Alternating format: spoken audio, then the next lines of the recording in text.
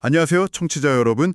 오늘 저희가 함께 깊이 파고들 자료는요, 아주 근본적인 질문 하나를 던지고 있습니다. 네, 바로 당신의 삶을 움직이는 운영체제는 무엇인가 하는 좀 거창한 질문이죠. 그렇죠. 이 자료가 인류의 오랜 두 가지 운영체제, 그러니까 인본주의와 신본주의를 네 가지 고대 이야기를 통해서 해부하고 있어요. 네, 아주 흥미로운 접근 방식입니다. 보통 인본주의 하면 르네상스처럼 뭔가 긍정적인 느낌이 있잖아요. 네, 그렇죠. 근데 이 자료는 조금 다른 각도에서 접근해요.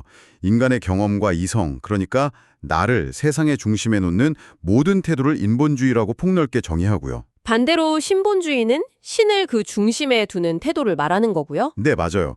이 두 가지가 우리 삶의 모든 선택을 어떻게 바꾸는지 한번 들여다보려고 합니다. 그렇죠. 이건 단순히 철학적인 논쟁이 아니라 정말 현실적인 갈림길을 보여주는 거거든요. 오늘 우리가 살펴볼 자료는 다윗 왕, 선지자 요나 같은 유명 인물들의 삶에서 가장 극적인 순간들을 엑스레이 사진처럼 딱 찍어서 보여줘요. 아, 엑스레이 사진이요? 네, 그 결정주에 어떤 운영체제가 작동하고 있었는지 분석하는 거죠. 아마 여러분의 삶과도 비교해 보면서 들으시면 훨씬 흥미로울 겁니다. 좋습니다. 그럼 그 첫 번째 엑스레이 사진, 다윗 왕 이야기부터 시작해 볼까요? 네, 자료는 다윗이 어느 날 갑자기 인구조사를 명령한 사건을 인본주의의 첫 번째 사례로 꼽고 있어요. 근데 사실 현대 국가에서 인구조사는 당연한 통치 행위잖아요. 물론이죠. 그래서 이게 왜 문제가 되는 건지 처음엔 좀 의아했습니다. 바로 그 지점이 중요합니다. 고대 이스라엘에서도 인구조사 자체가 불법은 아니었거든요. 아, 그런가요? 네, 하지만 이 자료가 주목하는 건 다윗의 동기입니다. 이건 세금을 걷거나 행정적인 필요 때문이 아니었어요. 아, 당시 다윗은 연전연승하면서 왕국을 최대로 확장한 상태였거든요. 자료의 분석에 따르면 이 인구조사는 내 힘으로 이룬 이 나라의 군사력이 얼마나 막강한가, 이걸 직접 눈으로 확인하고 과시하려는 일종의 힘자랑이었던 셈이죠. 그러니까 내가 얼마나 대단한지 숫자로 증명해봐라, 이런 거군요. 정확합니다. 자신의 성공에 취해서 그 힘의 근원이 어디에 있었는지 잠시 잊어버린 거네요? 바로 그거죠. 이 자료가 꼬집는 건 다윗이 신이라는 보이지 않는 무한한 자원 대신에 인구수라는 눈에 보이는 유한한 자산에 자신의 안보를 걸었다는 점이에요. 모든 것을 통제하고 예측하려는 인간의 욕망, 그게 바로 자료가 말하는 인본주의의 가장 큰 함정이라는 거죠. 아, 그렇군요. 내 통장 잔고, 내 SNS 팔로워 수, 우리 회사의 실적 같은 그런 숫자들이 나의 안정감과 가치를 증명해 준다고 믿기 시작하는 순간 우리는 이미 다윗과 같은 길을 걷고 있는 건지도 모릅니다. 그 결과는 정말 끔찍했죠. 네, 끔찍했습니다. 자료에 따르면 이 일로 이스라엘에 전염병이 돌아서 7만 명이 목숨을 잃었다고 하니까요. 맞습니다. 눈에 보이는 힘을 믿었던 대가가 너무나도 컸군요. 자, 이렇게 자신의 힘을 믿는 인본주의의 위험성을 봤다면 이제 이 자료가 제시하는 대안, 즉 신본주의적 정체성은 과연 무엇인지 한번 따라가 보죠. 네. 이건 완전히 다른 세상의 이야기처럼 들리더라고요. 네. 자료는 곧장 베드로전서라는 텍스트로 넘어가는데요. 여기서 신본주의적 인간의 정체성을 아주 강렬한 언어로 선언합니다. 다윗이 자신의 군대 숫자를 세고 있을 때 신은 자신의 백성을 향해 전혀 다른 기준으로 그들의 가치를 설명하고 있었다는 거죠. 제가 그 부분을 한번 읽어볼게요. 여러분은 택하신 족속이요, 왕 같은 제사장들이요, 거룩한 나라요, 그의 소유가 된 백성입니다. 와, 왕 같은 제사장이라니 수식어가 정말 화려한데요? 그렇죠. 이게 구체적으로 어떤 의미를 갖는 건가요? 이 왕 같은 제사장이라는 표현이 특히 강력한데요. 당시의 제사장이라고 하면 신과 인간을 잇는 소수의 특별한 존재, 그러니까 신에게 직접 나아갈 수 있는 특권을 가진 사람이었거든요. 아, 네네. 그런데 이 자료는 모든 신자가 그런 존귀한 역할을 부여받았다고 선언하는 겁니다. 중요한 건 이 정체성이 개인의 능력이나 스펙 혹은 도덕적 완벽함으로 얻어지는 게 아니라는 점이에요. 그럼 어떻게 얻어지는 거죠? 전적으로 신의 선택에 의해 주어진다는 거죠. 아하, 다윗은 자기가 모은 군인의 숫자에서 가치를 찾으려 했다면 신본주의적 정체성은 내가 얼마나 잘났는지가 아니라 누구에게 속해 있느냐에서 가치를 찾는다는 말이군요. 맞습니다. 출발점 자체가 완전히 다르네요. 네. 바로 그겁니다. 그래서 삶의 목적도 달라져요. 자료는 이어서 말합니다. 이런 정체성을 주신 이유는 여러분을 어두운 데서 불러내어 그의 놀라운 빛으로 들어가게 하신 분의 아름다운 덕을 선포하게 하려 하심이라. 즉, 삶의 스포트라이트가 나를 비추는 게 아니라 그를 비추도록 방향이 전환된다는 겁니다. 자기 자랑이 아니라요? 네. 자기 자랑이 아니라 신의 위대함을 드러내는 것이 삶의 목적이 되는 거죠. 다윗의 인구조사와는 정반대의 방향을 가리키고 있습니다. 그런데 머리로는 이해가 되는데 이게 실제 삶에서 얼마나 어려운 일인지 보여주는 사례가 바로 다음에 등장합니다. 그렇죠. 요나 이야기죠. 저는 이 자료를 보면서 이 요나 선지자 이야기가 가장 충격적이었어요. 아, 그러셨어요? 네, 어릴 때부터 그냥 말 안 듣는 선지자 정도로만 생각했는데 이 자료는 그의 분노를 자기중심적 정의감이라는 훨씬 더 깊고 무서운 문제로 해석하더라고요. 네, 맞아요. 다윗의 이야기가 세상적인 힘에 기댄 인본주의라면 요나의 이야기는 종교적인 외피를 쓴 인본주의가 얼마나 교묘하고 강력할 수 있는지를 보여주는 아주 적나라한 사례죠. 오히려 더 무섭네요. 네, 오히려 더 무섭습니다. 사건은 이렇죠. 요나가 마지못해 니누의 성에 가서 40일 뒤에 이 성이 무너진다 하고 외쳤어요. 네, 외쳤죠. 그런데 왕부터 백성까지 심지어 가축까지 모두 회개하는 정말 전무후무한 일이 벌어집니다. 맞아요. 그래서 신이 뜻을 돌이켜서 그들을 용서해 주시죠. 해피엔딩이잖아요, 사실. 그렇죠. 누가 봐도 해피엔딩이죠. 그런데 요나의 반응이 정말 이상합니다. 그는 매우 싫어하고 성을 내며 신에게 따져요. 네. 내가 이럴 줄 알았습니다. 주님은 자비롭고 은혜로우신 분이라 용서해 주실 줄 알았기에 내가 도망쳤던 겁니다. 차라리 지금 내 목숨을 거두어 주십시오. 정말 기가 막힌 장면이죠. 한 도시 전체가 구원받았는데 그걸 전한 선제자가 죽고 싶을 만큼 화를 낸다니요. 그러니까요.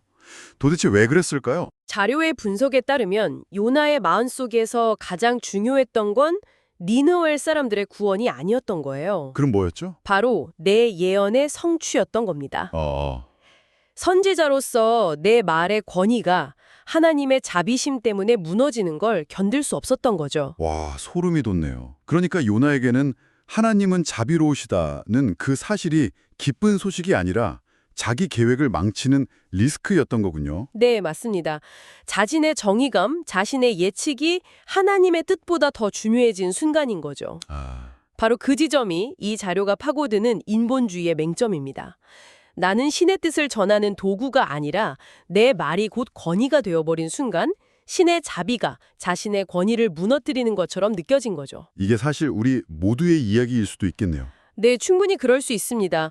나는 이렇게 열심히 했는데 왜 저 사람은 쉽게 용서받지? 하는 마음, 혹은 내가 세운 원칙과 계획이 틀어지는 걸 못 견디는 마음 같은 것들이요. 자료는 그런 감정들이 바로 자기 자신을 세상의 중심에 두는 인본주의적 태도에서 비롯된다고 꼬집는 겁니다. 정말 그러네요. 다윗의 인본주의는 나의 힘을 자랑하는 외적인 형태였다면 요나의 인본주의는 나의 옳음과 나의 감정을 고집하는 내적인 형태군요. 네, 맞습니다. 훨씬 더 교묘해서 알아차리기도 어렵겠어요. 자, 그럼 이 자료는 이 두 가지 인본주의의 함정을 넘어설 궁극적인 모델로 무엇을 제시하고 있을까요? 마지막 이야기는 정말 강렬한 장면으로 넘어갑니다. 네. 을 보여주는 사건으로 누가복음에 나오는 변화산 사건을 제시합니다. 앞선 이야기들이 인간의 실패를 다뤘다면 이 사건은 신이 직접 여기를 보라고 가리키는 뭐랄까 클라이막스 같은 장면이죠. 네. 예수가 베드로, 요한, 야고보를 데리고 산에 올라갔는데 갑자기 그의 얼굴이 변하고 옷에서 빛이 났다고 하죠. 그렇죠.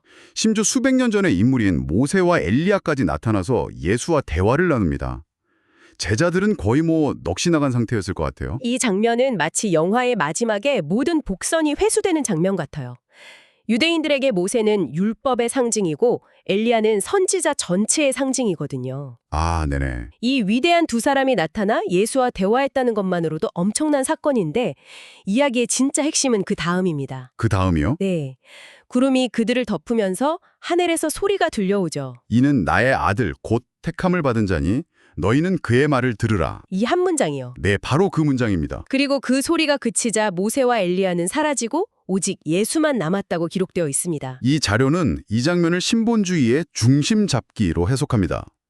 율법의 대표인 모세도 선지자의 대표인 엘리야도 결국 사라지고 오직 예수만 남았다는 건 이제 이 모든 이야기의 주인공과 결론은 바로 이 사람이다 라고 선언하는 것과 같다는 거죠. 아, 그리고 그의 말을 들으라는 그 명령은 신본주의적 삶을 위한 가장 명확하고 유일한 행동 지침이 되는 거고요. 그렇군요. 다윗처럼 내 힘의 숫자를 세지도 말고 요나처럼 내 감정과 내 정의감을 따르지도 말고 오직 그의 말을 들으라는 것. 세상의 수많은 목소리와 내면의 시끄러운 소리들 대신에 하나의 중심점에 모든 것을 맞추라는 그런 의미로 들리네요. 맞습니다. 자료의 주장을 종합해보면 이렇습니다. 우리 삶의 중심에는 반드시 무언가가 놓이게 되거든요. 네. 그게 다윗처럼 나의 성취와 힘일 수도 있고 요나처럼 나의 오름과 자존심일 수도 있죠. 하지만 이 자료는 그 모든 인본주의적 시도의 끝은 결국 비극과 분노라고 말합니다. 그리고 그 유일한 대안으로 예수라는 절대적인 중심을 제시하면서 그의 말을 듣는 것만이 우리를 왕 같은 제사장이라는 본래의 정체성으로 이끌어갈 수 있다는 결론을 내리고 있습니다. 네, 오늘 저희는 자기 자신을 중심에 두는 삶, 인본주의와 신을 중심에 두는 삶, 신본주의 사이의 선택을 다룬 한 자료를 깊이 있게 살펴보았습니다. 네, 왕의 자부심 가득한 인구조사에서 시작해서 선지자의 이해할 수 없었던 분노, 그리고 신적인 변화의 순간까지 네 가지 이야기를 통해 두 세계관이 얼마나 다른 결과를 낳는지 따라가 봤습니다. 이 자료는 결국 이것이 과거의 종교적 이야기가 아니라 지금 우리 모두가 매일의 선택 속에서 마주하는 현실이라고 말하고 있는 것 같아요. 아, 그렇죠. 내 능력과 숫자, 즉 인본주의의 안정감을 느낄 것인가? 아니면 나를 선택한 존재, 즉 신본주의와의 관계에서 정체성을 찾을 것인가? 네. 내 감정과 정의감이 우선인가? 아니면 더 큰 자비와 뜻이 우선인가 하는 질문을 계속해서 던지고 있죠. 오늘 나눈 이야기들은 두 가지 길을 아주 선명하게 보여줍니다. 마지막으로 이 자료가 우리에게 남기는 조금 더 깊이 생각해 볼 만한 질문을 하나 던져드리고 싶습니다. 네, 좋습니다. 자료에 따르면 요나는 하나님의 자비가 자신의 질서와 정의감을 무너뜨렸기 때문에 분노했습니다. 여기서 이런 질문을 던져볼 수 있겠습니다. 혹시 여러분의 삶에서 내가 이것이 공정하다고 믿는 생각이나 개인적인 기대가 더 크고 자비로운 관점과 정면으로 충돌하는 영역은 없으신가요? 아, 내가 옳다고 믿는 길과 자비로운 길이 서로 다를 때 우리는 과연 요나의 분노와는 다른 선택을 할 수 있을까요?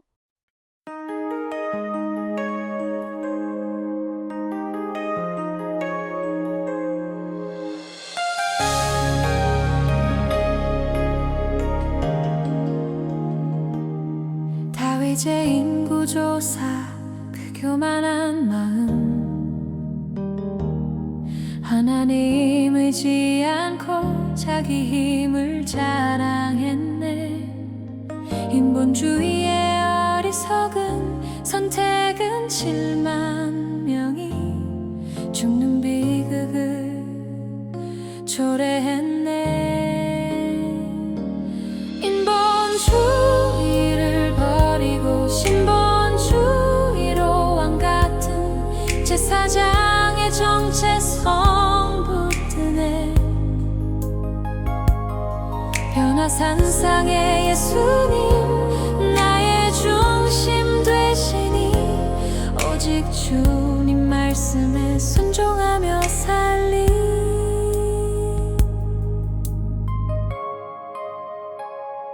왕 같은 제사장이요 거룩한 나라요 그의 소유된 백성 우리의 새 신분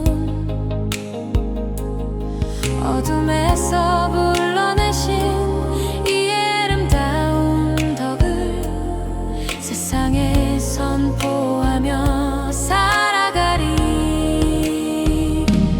인본주의를 버리고 신본주의로 왕 같은 제사장의 정체성 붙드네. 변화산상의 예수님 나의 중심 되시니 오직 주님 말씀에 순종하며 살리. 요나는 니느웨 구원에 크게 불평하고 자신의 체면과 감정만 앞세웠네. 인본주의의 좁은 마음 자비를 온전히 배우네. 변화산상의 예수님 광채를 내시니 하늘에서 들린 소리 너희는 그의 말을 들으라. 세상의 헛된 가치에 마음 두지 않고 오직 예수님을 삶의 중심에 모시네. 다윗의 인구조사의 비극을 기억하고 요나의 어리석음을 교훈 삼으리. 택하신 자의 정체성 굳게 붙들어 신본주의 삶으로 영광 돌리